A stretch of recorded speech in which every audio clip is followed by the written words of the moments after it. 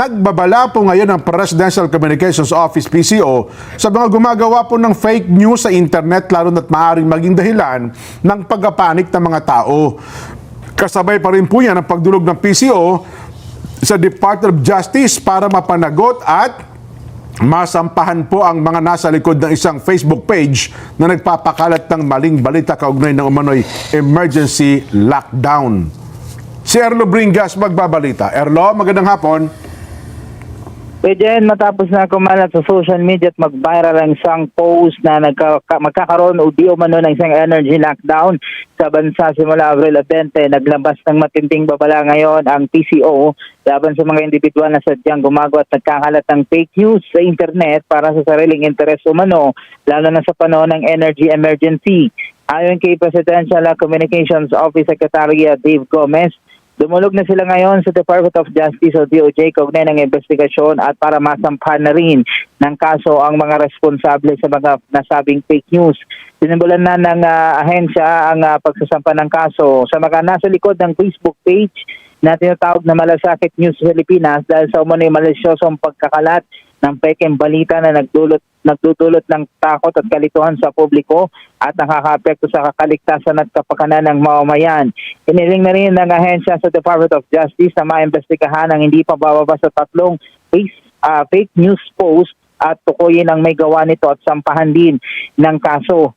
Binigyan din ng PCO na mga ito ay lantarang kasinungalingan na sakop pa rin ng false news na may kaukulang parusa na hanggang 6 na buwang pagkakakulong sa ilalim ng Article 154 ng Revised Penal Code. Mas mabigat ang parusa dahil ito ay ginawa online sa ilalim ng Cybercrime Prevention Act. Muli naman nagbabala ang PCO sa publiko na iwasan ang pagpapakalat ng mga hindi kumpirmadong balita, lalo na may kaugnayan sa kasalukuyang kaganapan, lalo na sa krisis sa gasolina. Yan mo na latest, balik sa inyo. Ayun. So, tukoy ba nila kung sino nasa likod ng page na yon, Erlo?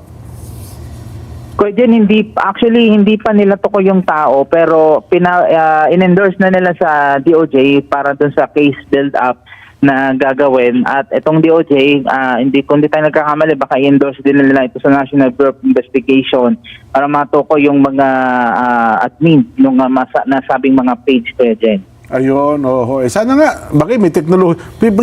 May teknolohiya na para matukoy yung mga yan kahit para sa abroad sila? Pwede. Kasi meron na mga yung CCIC, no? Pwede siguro yan. Sila, Yusek Aboy Paraiso, at saka yung DICT. Matitrace. Kasi pag hindi nila natrace, pagtatawanan na sila dyan, Erlo. Di ba? Challenge kayo niyan sa PCO, sa mga ahensya ng ating pamahalaan. Yun na nga, Kuya Jen. Kaya talagang pinapaspasan nila ngayon yan at para matukoy din. At saka pala, Kuya Jen, nagbabala rin sila doon sa mga nagpapakalat din ng maling balita patungkol doon sa Pangulo, kaugnay doon sa litrato nito na kumalat nitong linggo lamang na hindi rin daw nila palalampasin yung mga taong nagpasimula ng issue about doon, Kuya Jen. Ayun. Ba't meron bang larawan na lumabas ang Pangulo?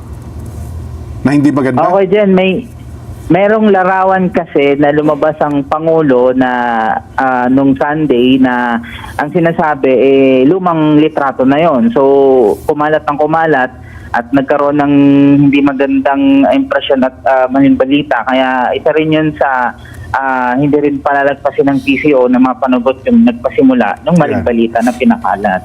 Sige, thank you very much, Erlo Bringas. Ang ating lang challenge na sana, Nelson, ano ang panagot talaga?